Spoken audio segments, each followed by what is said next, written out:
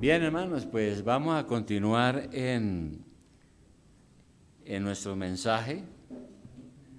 Estamos estudiando, recuerde, la segunda carta del apóstol Pablo a Timoteo.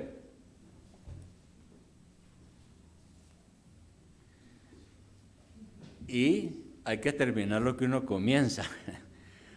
Esta carta, aunque es una carta que se llama como pastoral, porque fue escrita por el apóstol Pablo a un joven que él conoció, que lo instruyó, que creció y que el mismo Pablo lo instaló como pastor en la ciudad de Éfeso. Tenemos una carta del apóstol Pablo a los que se llama a los Efesios, ¿no? Así que esta carta es muy importante porque tiene tantas cosas. Aquí se nos enseña cómo es la iglesia, cómo debe funcionar la iglesia, qué es un pastor, cómo debe ser un pastor, qué es un diácono, recomendaciones que da el apóstol Pablo en esta carta. De manera que él nos enseña cómo debemos comportarnos como miembros de la iglesia, los cuidados que se deben tener al predicar la palabra. Hay que cuidar el rebaño de Dios, de los lobos, y menciona personas que fueron difíciles. Estar preparado para enfrentar una cantidad de personas con diferentes personalidades.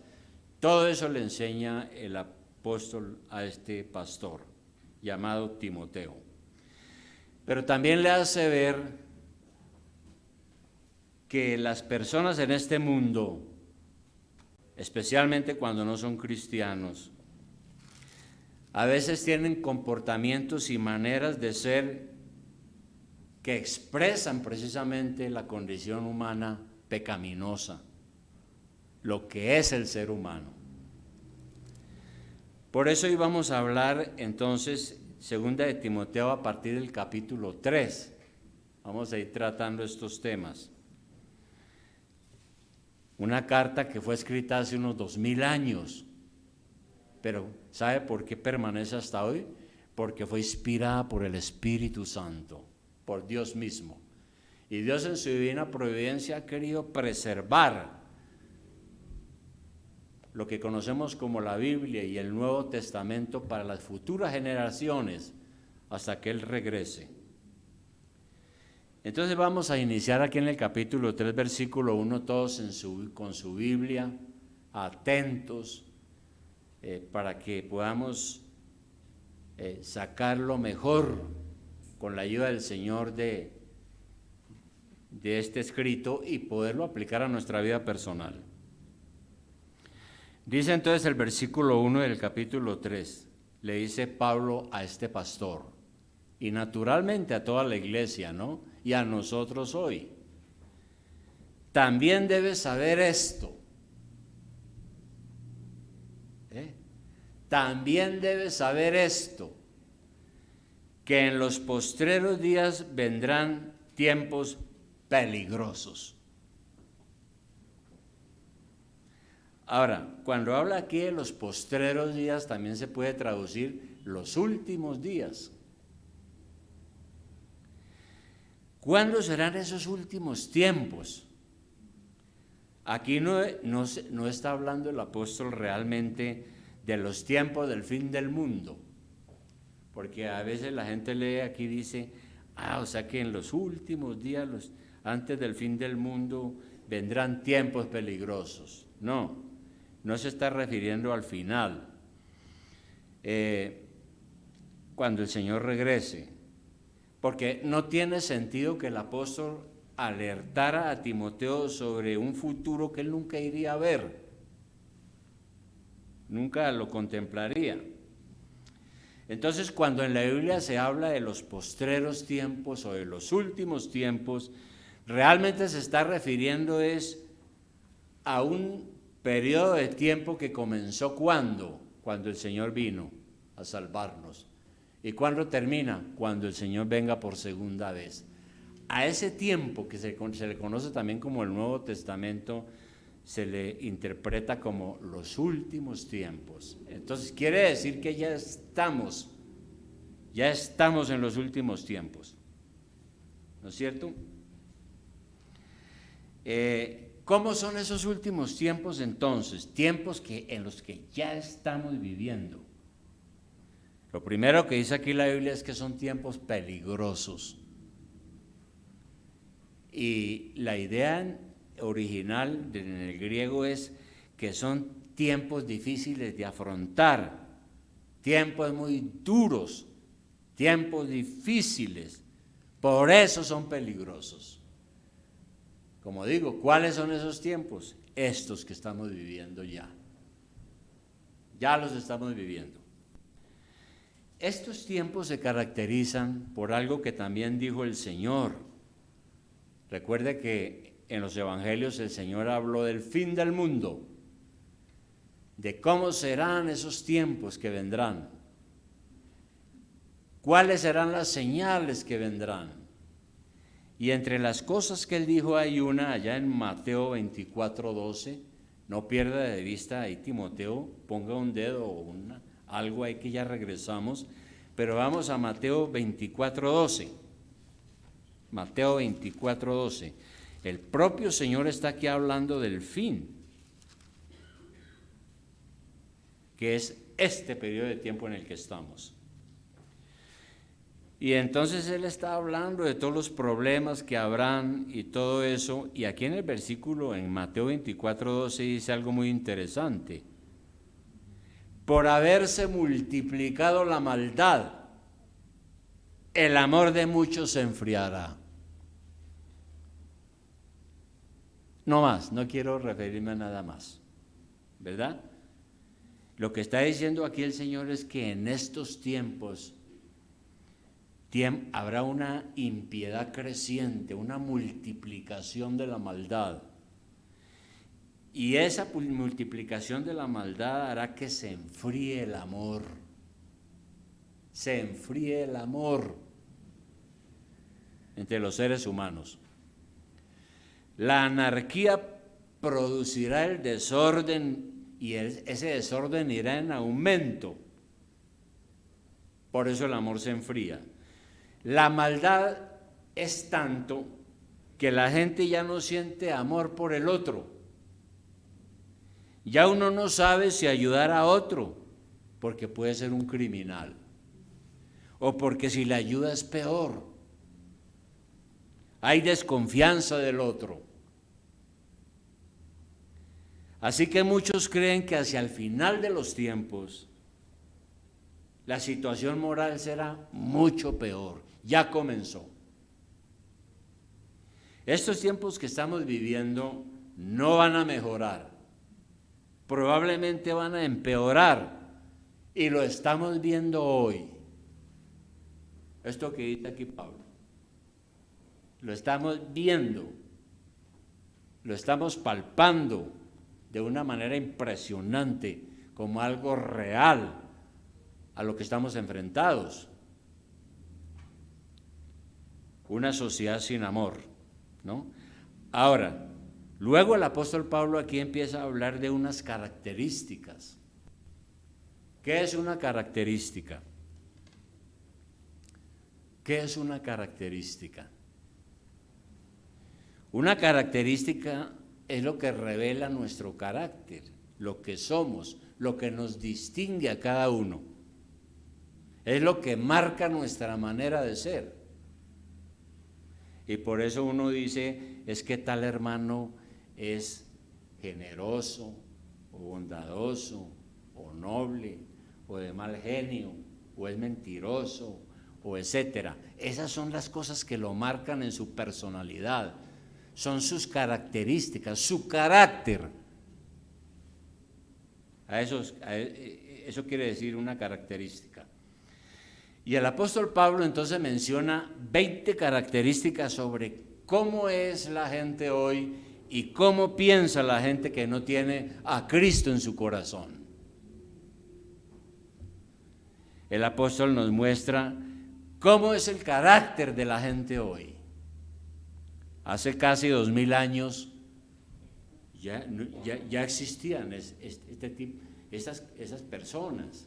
No es que hasta ahora es que está sucediendo. No, el apóstol Pablo lo vio en su tiempo, en medio de la sociedad grecorromana, una sociedad pagana. Se ha visto a través de los tiempos y lo estamos viviendo hoy y en aumento, que es lo más triste.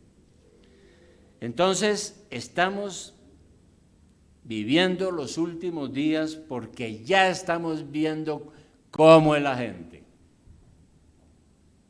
cómo la describe aquí el apóstol Pablo. Entonces, comienza a mencionar esas características, ¿no? Volvamos a leer, dice el apóstol. También debes saber esto, que en los postreros días vendrán tiempos peligrosos,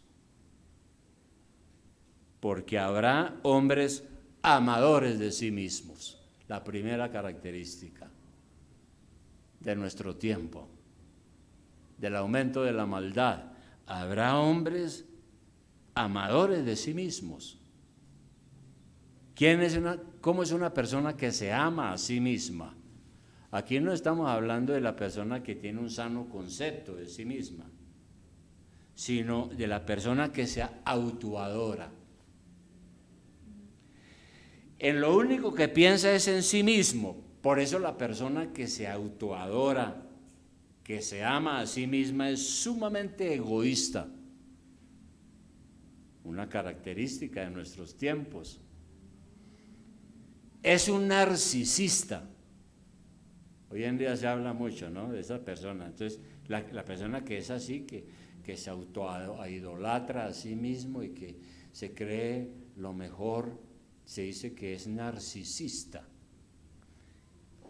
¿Y por qué se le dice narcisista? Eso se debe a una leyenda de la mitología griega.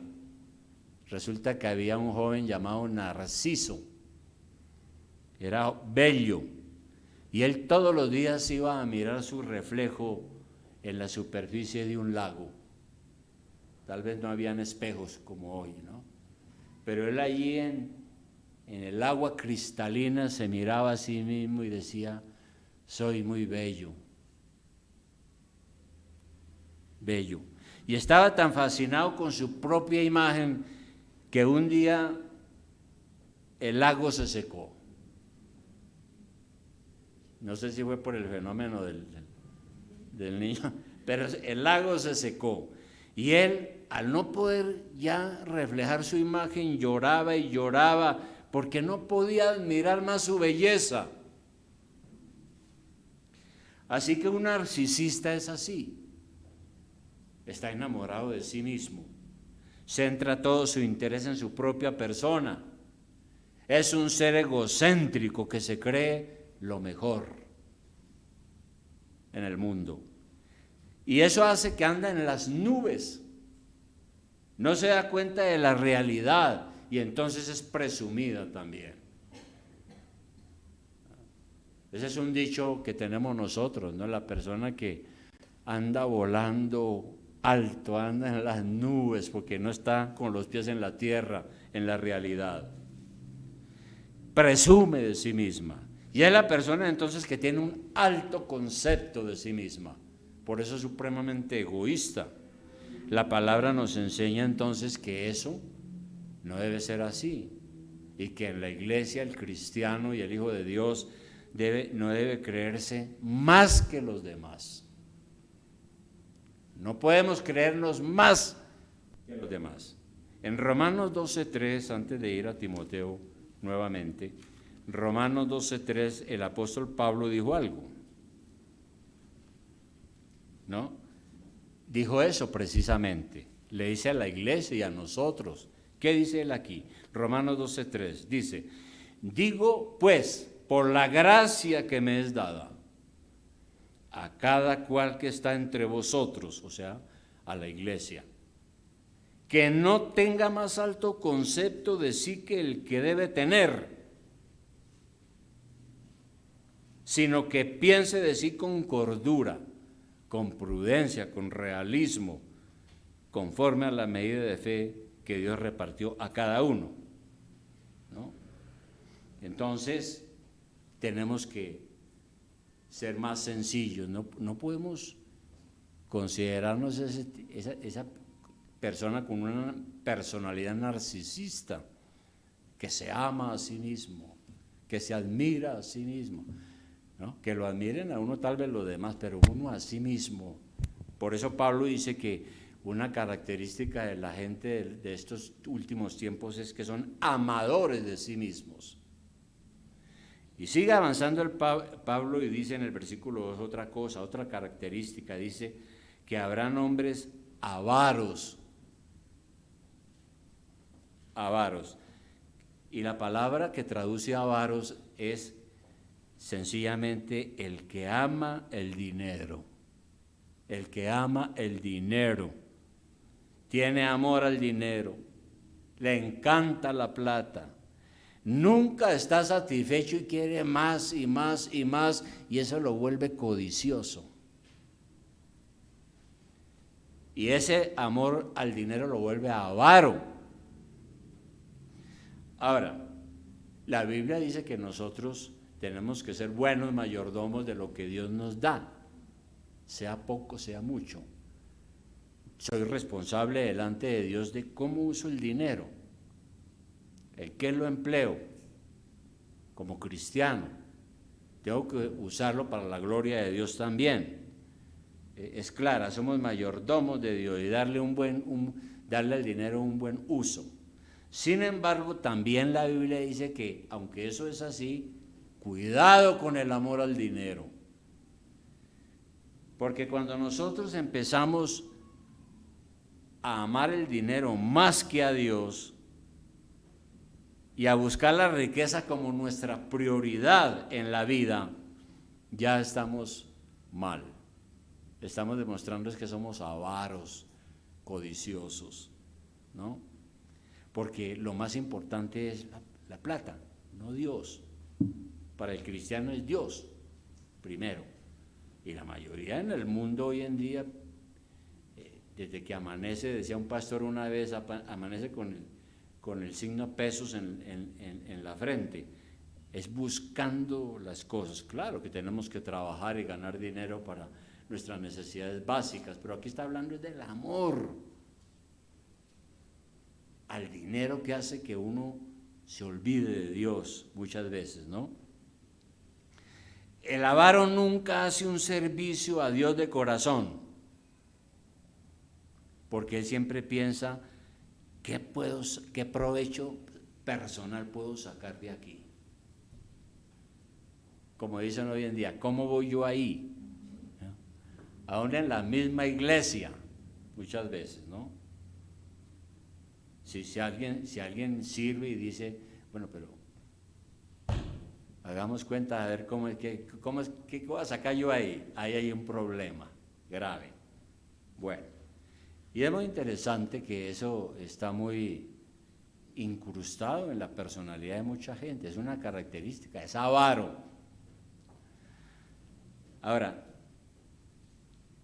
esto me hizo recordar, yo no sé si algunos han leído o han oído de una novela que es como una fábula que se llevó al teatro y al cine, que se llama Fausto. ¿Quién era Fausto? Fausto era un doctor muy prestante, pero inconforme con la vida, quería tener más. Y entonces el diablo le envió un demonio que se llamaba Mefistófeles, se llamaba el diablo. Y entonces hizo un pacto con el diablo, con el mensajero. Y le dijo, mire, yo para ser feliz tengo que tener harto dinero, hartas mujeres y buenos placeres. Y el diablo le dijo, tranquilo, los va a tener, pero su alma me pertenece. Y eso es para decir que hay personas que a veces le venden el alma al diablo por el dinero, ¿no? Eso le dijo un general de la policía hace un tiempo a unos narcotraficantes que los fueron capturados y les dijo: los pactos con el diablo no llevan a ninguna parte, hermano. Le dan dinero, pero le dan tristeza y lo llevan a la condenación. Entonces, eso de la avaricia es un pecado grave. La avaricia conduce a la idolatría, porque el avaro termina convirtiéndose en un idólatra. En Colosenses 3:5, vamos a mirar, ya regresamos a Timoteo, pero en Colosenses 3:5, así lo describe el apóstol Pablo, este pecado de la avaricia. Colosenses 3:5, él dice lo siguiente, a nosotros dice: haced morir. ¿Qué quiere decir Pablo ahí? Quiere decir lo que quiere decir el versículo, ¿no? Usted tiene que matar en su vida unos pecados. ¿Cuáles? Menciona algunos, dice: lo terrenal en vosotros, fornicación, impureza, pasiones desordenadas, malos deseos y avaricia, que es idolatría. Entonces Pablo describe la avaricia como una idolatría, ¿no? El amor al dinero es una forma de idolatría. ¿Y qué es la idolatría? La idolatría es adorar a algo o a alguien que no es Dios. En el Antiguo Testamento la gente adoraba un palo con la imagen de alguien y ese era su Dios. Eso es idolatría, porque tiene a un ídolo que le hace favores supuestamente para que le vaya bien. Cuando uno ama el dinero de esa manera, el dinero es su ídolo, ¿no? Y es idolatría, porque el dinero se puede convertir en un Dios cuando empezamos a pensar más en él que en Dios. Un avaro no piensa en Dios, sino que piensa en cómo tener más dinero cada día. Y es feliz cuando crece la cuenta bancaria, cuando tiene más bienes, etcétera, etcétera. Su meta es la plata, es lo que lo hace feliz. Y Jesús nos enseñó una cosa muy interesante también en Mateo 6:24. El Señor combatió esto, ¿no? Mateo 6:24. El Señor dijo en Mateo 6:24 algo impresionante, ¿no? Dijo: ninguno puede servir a dos señores, porque o aborrecerá al uno y amará al otro, o estimará al uno y menospreciará al otro. No podéis servir a Dios y a las riquezas. A las riquezas cuando es esa ambición y esa avaricia descontrolada, ¿no? Entonces lo que está diciendo aquí el Señor es que no podemos tener dos prioridades en la vida. Si amamos al dinero, entonces no podemos amar a Dios de manera adecuada. Y eso es algo que cada uno tenemos que examinarnos, ¿no? Cuando yo tengo que tomar decisiones sobre la oración o esto, la iglesia o esto, esta y esto, ¿por cuál me decido? Bien, pero la avaricia no solamente es idolatría, sino que conduce a una ilusión. ¿Qué es una ilusión? ¿Qué es una ilusión? Una ilusión es una esperanza que uno tiene de algo que uno anhela, pero que puede no ser real, ¿no? Entonces nos hacemos una idea sobre algo, sobre una situación, y en realidad nunca va a pasar, pero tenemos esa ilusión, ¿no? Una ilusión es una quimera. ¿Qué es una quimera? Es algo imposible, algo irreal. Es algo utópico, imposible de alcanzar, pero que la gente sueña con esas cosas y piensa que tarde o temprano va a conseguir eso. Eso se llama una quimera, algo fantasioso que nunca se va a tener, pero que me satisface y me ayuda por lo menos a tener alguna esperanza, así sea irreal. Bueno, y es por esto por lo que nosotros no podemos poner nuestra esperanza en el dinero, porque es que el amor al dinero es eso, ¿no? Finalmente una quimera. En Primera de Timoteo, una página atrás, simplemente atrás, en Primera de Timoteo 6:17, recordemos lo que le dijo el apóstol Pablo a Timoteo, al pastor. Le dijo, predíquele a los ricos. Predíquele a los ricos. ¿Y qué tiene que predicarle? Ahí está, mire, dice, a los ricos de este siglo, de este mundo, es lo mismo, manda que no sean altivos, ni pongan la esperanza en las riquezas, las cuales son inciertas. Sí, porque uno hoy tiene y mañana no sabemos. Sino en el Dios vivo, que nos da todas las cosas en abundancia para que las disfrutemos. Que hagan bien, que sean ricos en buenas obras, dadivosos, generosos, atesorando para sí buen fundamento para lo porvenir, que echen mano de la vida eterna. Ese sería un rico bendecido, la persona que actúa así. Pero además,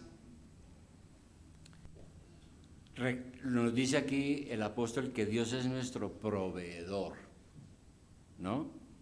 Dios es el que nos provee. Mateo 6:33. Mateo 6:33. Aquí el Señor está hablando con los apóstoles, con sus discípulos, y les está diciendo, mire, no se estresen, no se afanen por el día de mañana. No anden estresados preguntando si habrá para el mercado, si podrá comprar un vestido mejor, ¿no? Y pone como ejemplo a la naturaleza y cómo Dios es benigno con la naturaleza, ¿no? Cómo Dios adorna la naturaleza de una manera tan bella. Y en el 31 dice, no os afanéis diciendo qué comeremos o qué beberemos o qué vestiremos. La gente del mundo que no tiene a Cristo, los gentiles, piensan en esas cosas, buscan esas cosas, pero Dios nuestro Padre sabe de qué es que tenemos necesidad. Y luego el 33 dice, buscad primeramente el reino de Dios y su justicia, y todas las cosas serán añadidas. Es una promesa. Aquí está diciendo que si yo busco al Señor y confío en Él, hago lo que tengo que hacer, Dios me provee, ¿no? Si Él está primero en mi vida, proveerá todo lo que necesito. Entonces la Biblia es clara en esas cosas. Ahora, la Biblia no está diciendo que tener plata es pecado. No está diciendo eso.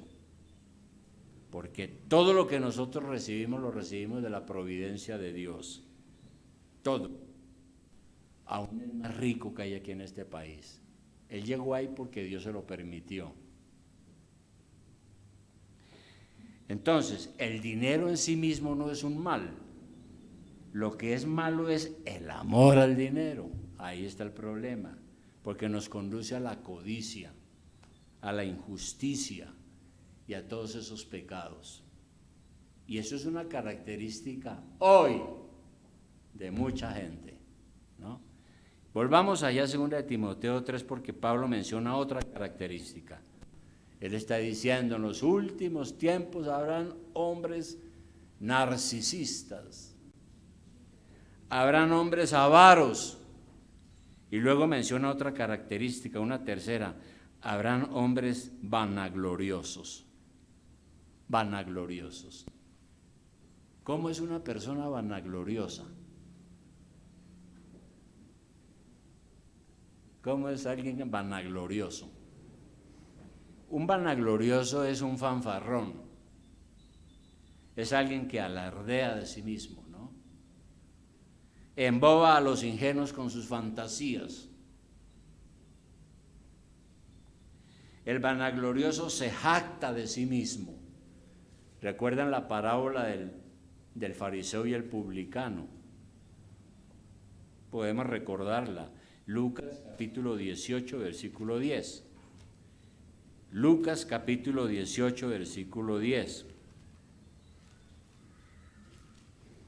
Lucas 18, 10. Leámosla.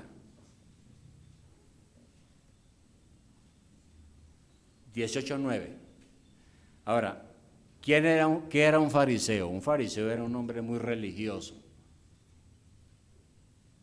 Era una persona devota, ¿no? Una persona de oración, una persona cumplidora de la ley de Moisés.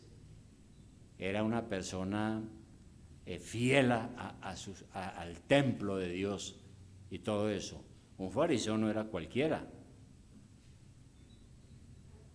Inclusive los conocían también como los puros.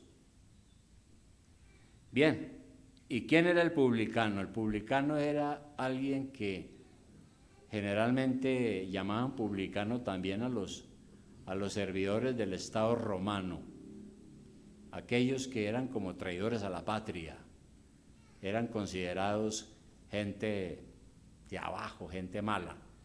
Bien, entonces dice aquí, el Señor dice, ahí en Lucas 18:9 dice, a unos que confiaban en sí mismos como justos y menospreciaban a los otros, dijo también esta parábola. 2 hombres subieron al templo a orar. Uno era fariseo y el otro publicano.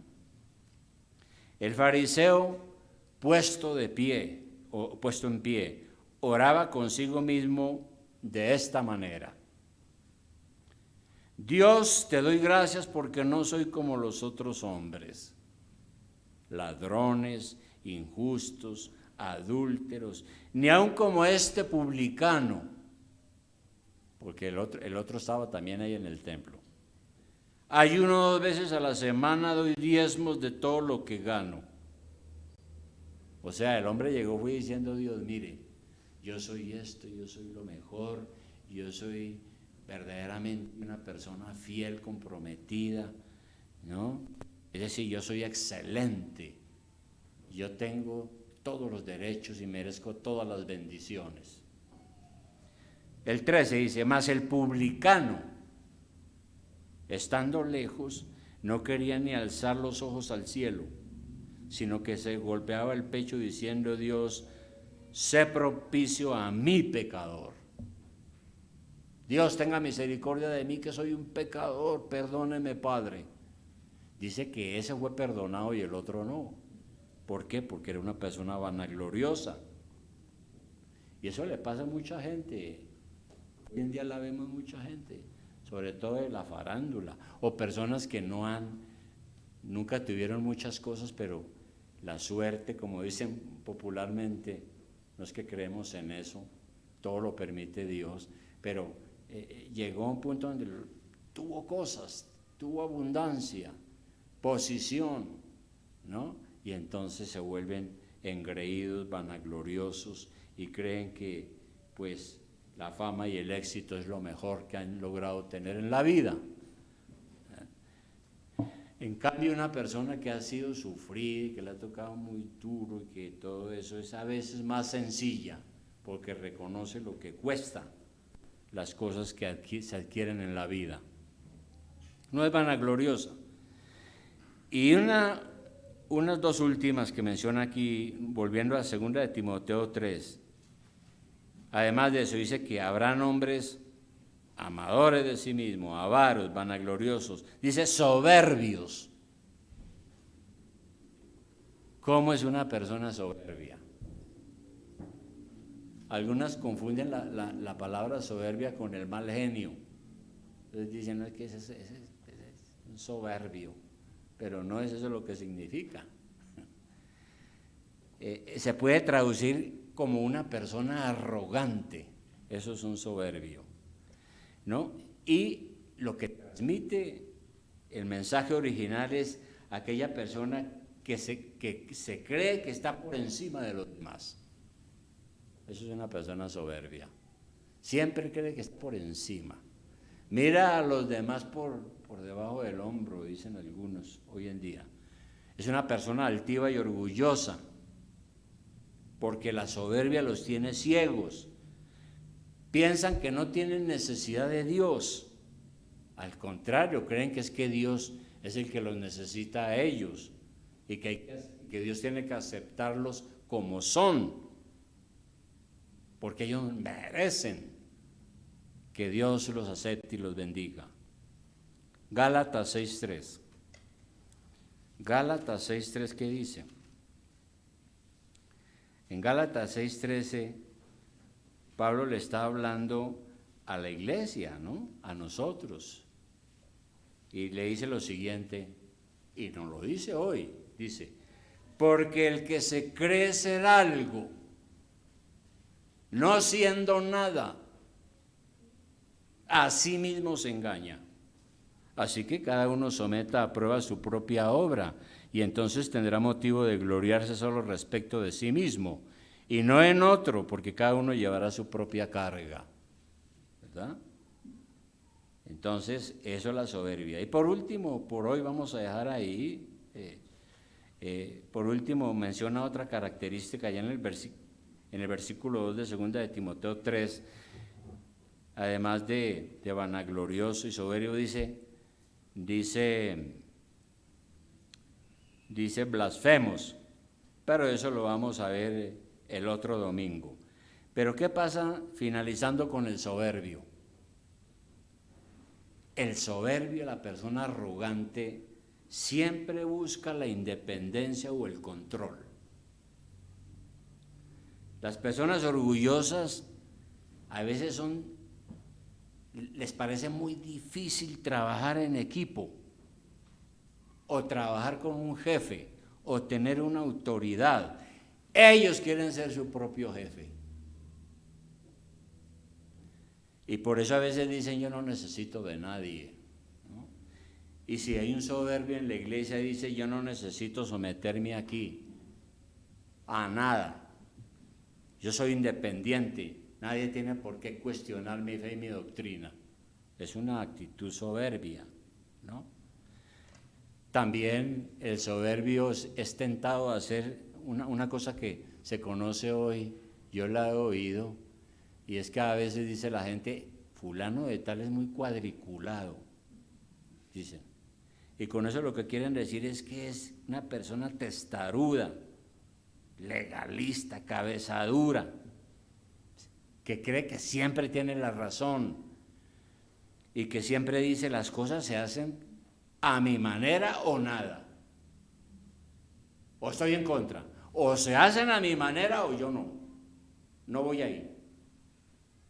Eso es soberbia, ¿no? Y son poco serviciales finalmente, porque el orgulloso no puede servir porque es que él no piensa en los demás, piensas en él mismo. Hay que rogarle para que sirva. Y si sirven, hay que estar permanentemente felicitándolos, porque necesita el reconocimiento, y todo eso es una actitud equivocada para el servicio.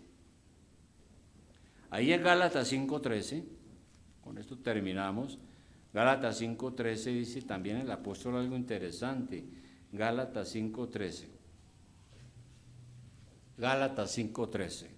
dice Pablo, porque vosotros, hermanos, a libertad fuisteis llamados, solamente que no uséis la libertad como ocasión para la carne, sino servíos por amor los unos a los otros. Tenemos que servirnos por amor. Yo no hago un servicio a mi hermano para que quede en deuda conmigo y después le paso la factura, sino lo hago en amor para la gloria de Dios. Y el 14 dice, porque toda la ley en esta sola palabra se cumple, amarás a tu prójimo como a ti mismo. Pero si os mordéis y os coméis unos a otros, mira que también os consumáis unos a otros. Es decir, cuando en las iglesias no hay amor de Cristo, sino es problemas, y rencillas personales, pues eso es muy triste y es lamentable, ¿no? Bien, hermanos, entonces, todas esas características que menciona aquí Pablo de la gente como es hoy en día, más otras que trataremos en los otros domingos, la Biblia también las llama las obras de la carne. Es la manera de ser de las personas que no han nacido de nuevo, que no se han arrepentido verdaderamente ni han entregado sus vidas al Señor. Y si no tenemos cuidado con esas tentaciones y pecamos así, vamos a terminar pareciéndonos a la gente del mundo que no tiene a Cristo. Porque la gente no verá ningún cambio en nuestra vida. Y realmente nos debería dar vergüenza, hermano, caer en estos pecados, ¿verdad? Y Pablo le dice a este pastor, mire lo que va a pasar. Sepa esto. Estamos en los últimos tiempos y mire la gente cómo es. Porque usted es pastor y tiene que tratar a muchos y tener cuidado. Entonces imagina usted una iglesia donde la gente se autoadora, es avara, soberbia. ¿A dónde va a parar esa iglesia, hermano? Triste, ¿no?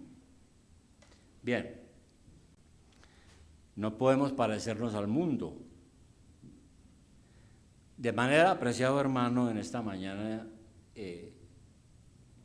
entendamos que estamos en los últimos tiempos. Estos tiempos son peligrosos. Por el aumento de la maldad, el amor de muchos se está enfriando. ¿Verdad? Hay gente que a veces va uno por la calle y hay una cantidad de... A uno le faltan los pies, al otro le faltan las manos, al otro no sé qué, el otro tiene dos niñitos pequeños ahí buscando la manera de que se apiaden de él, ¿no? Y hay gente moralista que da plata, da plata, da plata. Pero eso no es amor, verdaderamente, ¿no? Y así muchas cosas. Por el aumento de la maldad, el amor de muchos se está enfriando. Por eso vemos un mundo malo a nuestro alrededor, ¿verdad? Hijos que matan a sus padres, padres que matan a sus hijos, ¿ve? El problema del aborto, tantos problemas que hay, hermano, que realmente uno ve las noticias y se deprime. Es muy triste, ¿no? Es un mundo malo. Y el tema es que si no son cristianos, pues más grave, porque es que las personas dan de lo que tienen en su corazón. Yo no le puedo pedir a alguien que no tiene a Cristo que tenga amor, que actúe según la Biblia, porque no. Él va a dar de lo que hay en su corazón. ¿Y qué hay en su corazón? Mateo 12, 34, 40. Mateo 12, 34, 40. Mateo 12, 34, 40. El Señor aquí es supremamente directo y franco, porque a la gente que estaba ahí, que lo estaba oyendo, mire lo que le dice: generación de víboras. ¿Se imagina que uno se pare por ahí en el Transmilenio y diga, ustedes estos son una generación de culebras, de serpientes? Hermano, no se baja vivo de allá. El Señor le dijo a la gente, generación de víboras, ¿cómo podéis hablar lo bueno siendo malos? Porque de la abundancia del corazón habla la boca. El hombre bueno del buen tesoro del corazón saca buenas cosas, y el hombre malo del mal tesoro saca malas cosas. Entonces uno da de lo que tiene. Si uno es cristiano verdadero, pues va a dar frutos del Espíritu Santo y va a tener un comportamiento diferente, es lo que se espera. Pero de los que no tienen a Cristo no esperamos nada. Por eso hay que hablarles del Señor, ¿no? Se necesita que Jesucristo transforme el corazón humano. Solo Él lo puede hacer. Y la persona tiene que acudir a Cristo con fe. Tenemos que decirle a la gente eso. ¿Usted quiere enderezar su vida? ¿Quiere cambiar su vida? Vaya a Cristo. No hay otro Salvador. Nadie más lo puede ayudar. Crea en Él. De manera, hermanos, que para nosotros la pregunta final sería, ¿nosotros tenemos algún pecado de estos que hemos mencionado esta mañana? ¿Tenemos por ahí algún pedacito? ¿No? ¿Somos algo narcisistas? Por allá solos decimos, no, es que yo soy bello. Yo soy... Ojalá hubiera más gente como yo. Decimos que somos avaros. Ay, amarrado, hermano, amarrado. No, es decir, no afloja.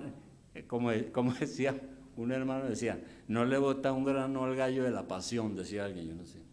Vanagloriosos, soberbios, ¿no? Orgullosos, todo eso.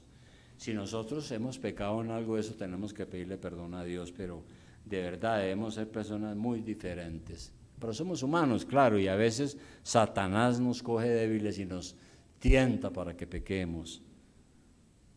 Pero no podemos parecernos al mundo, somos hijos de Dios. Que Dios nos ayude, hermanos. Vamos a orar.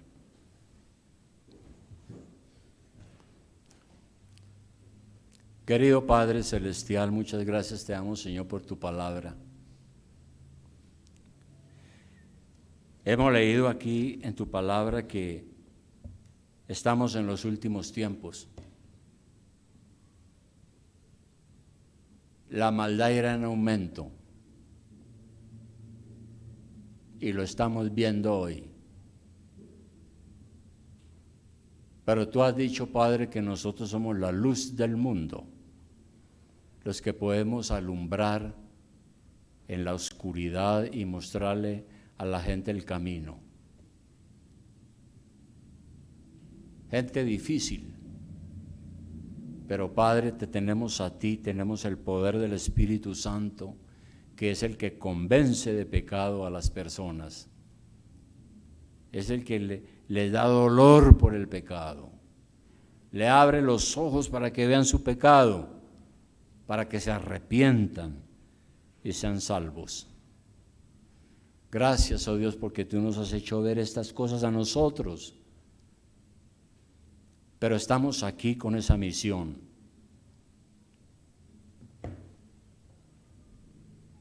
Danos, Señor, esa conciencia plena de que tenemos esa misión. Anunciar las buenas nuevas a un mundo malo que tiene estas características que hemos mencionado hoy. Y perdónanos, Señor, porque quizá a veces hemos sido tentados por el diablo a enorgullecernos de nosotros mismos, lo cual es erróneo. Perdónanos, Señor, ayúdanos a ser como tú eres, a hacer tu voluntad. Transforma nuestras vidas, Señor. Te lo pedimos por Jesucristo, nuestro Salvador. Amén.